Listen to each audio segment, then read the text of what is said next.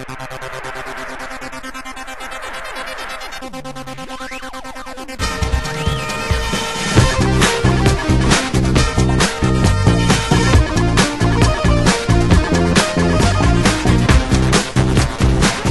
guys, welcome back. This is Match Hat number 63, featuring part 2 of my interview with Mr. Chris Avellone, this time focused on Planescape Torment.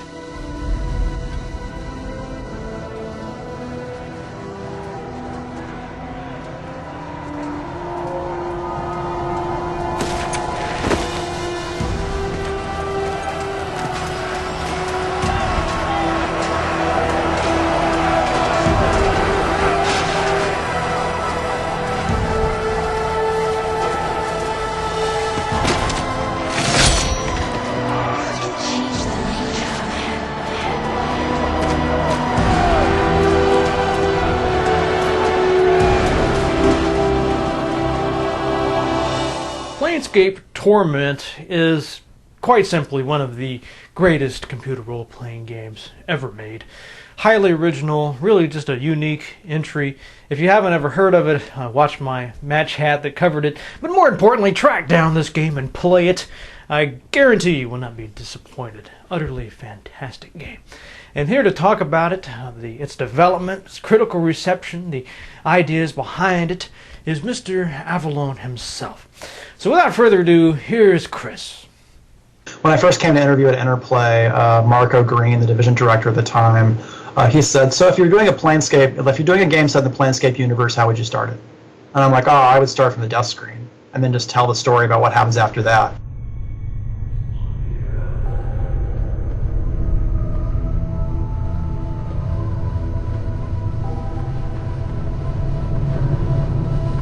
Hey, Chief. You okay? You playing corpse or you putting the blinds on the dusties? I thought you were a deader for sure. He goes, that sounds interesting. Do you want a job? I was like, sure. And so I worked at Dragonplay for a while. And then we had the Planescape license. We weren't doing much with it. And then Fergus came to me one day and goes, hey, we're doing Baldur's Gate. We can license the engine from BioWare. We have the Planescape license. Can you do a Planescape campaign setting with the Infinity engine? And I'm like, sure. And so otherwise, that was really the only parameter to it. And I was just allowed to sort of just grab the reins and go. So just wrote a cool story in the Planescape universe, tried to think of some really cool characters that complemented the license, and then I had a really good, strong lead programmer, lead artist, and just a bunch of just really dedicated people. So I don't know, it was just a lot of fun, and it was kind of under the radar for a while at Interplay. Like Fergus had input, some of the producers had input, but overall that small team understood what the game was supposed to be really well, and we just went from there. And the fact that there wasn't a lot of sort of switchbacks back and forth in terms of where the game should go, that definitely helped a lot. And I'll argue, too, that had a lot to do with how Fallout 1 turned out. I think because Tim and Leonard and Jason, no one at Interplay really felt that Fallout would be more than a B product. And this isn't a big revelation. This has been said before. Because people weren't expecting great things from Fallout, they didn't pay as much attention to it, and they didn't interfere with it so much. So I think that has a lot to do with the final product that came out. And I think Planescape was in a similar situation, although I think Fallout 1 definitely turned out better. There was two strong vision points we wanted to hit. One was, this was kind of personal to me, but over the years of game mastering and even working on the games at Interplay and playing computer role-playing games, I developed a list of things that I hated about RPGs. Just hated them. And I was like, okay, well, I want to take every single one of those cliches and just break them because I'm sick of them. Like, I don't want any dwarves, like, I don't want any elves, like, halflings can fucking jump off a cliff, I'm fucking sick of those guys. So that was one thing, although I tended to keep that to myself because, that hurts sales.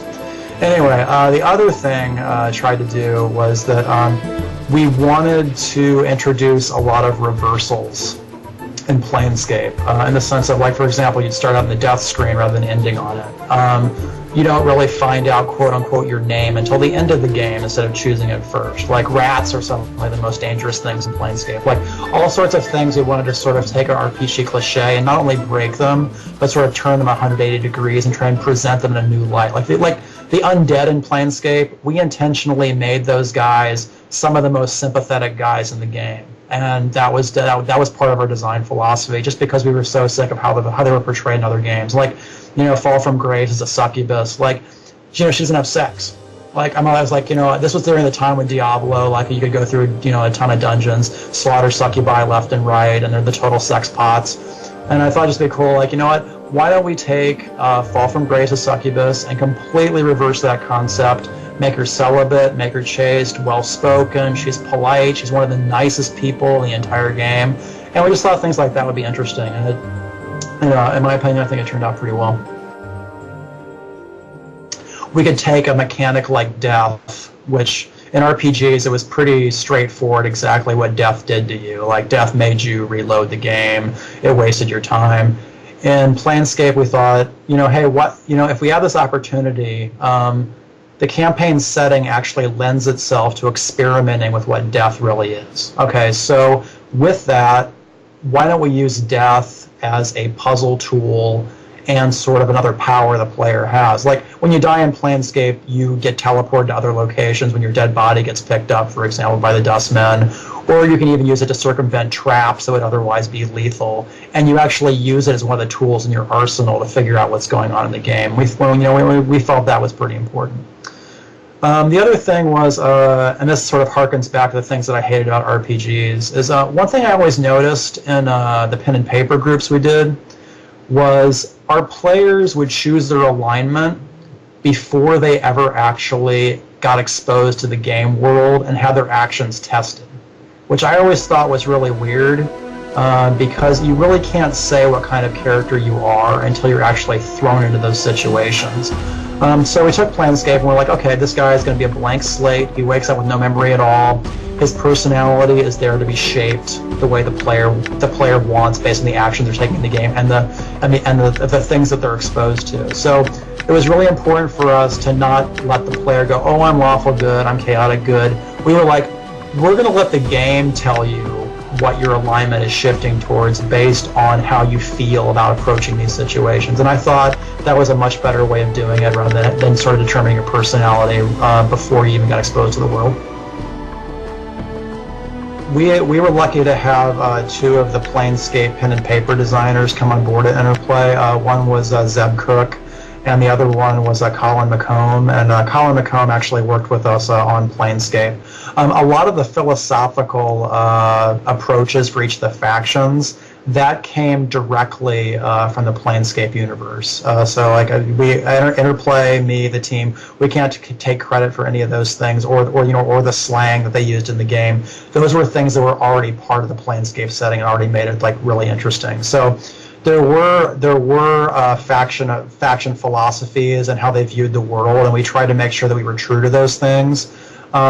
The other philosophies that were more player-centric in terms of like how your actions shape your alignment and what does that mean for who you really are by the end of the game. Those were things that we brought into it, but a lot of the other philosophy stuff was core to the Planescape setting.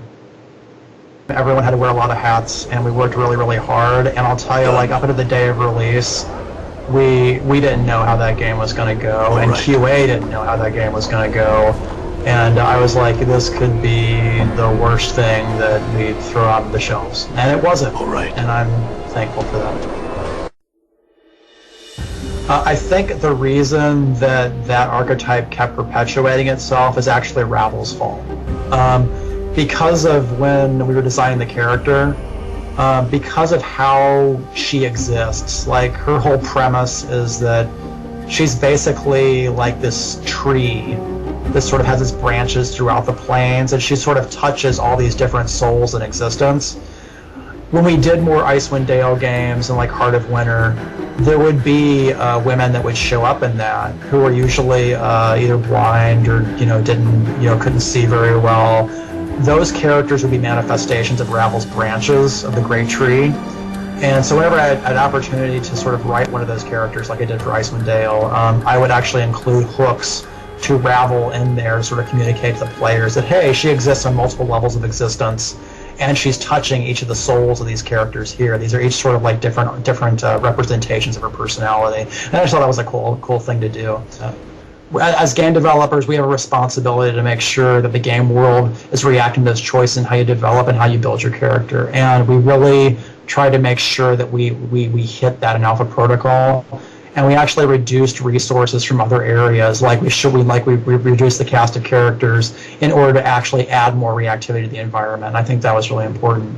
As far as New Vegas goes, with people being happy with that, if you liked Fallout 3, imagine Fallout 3 with just more cool stuff in it, and I think folks will be pretty happy with that.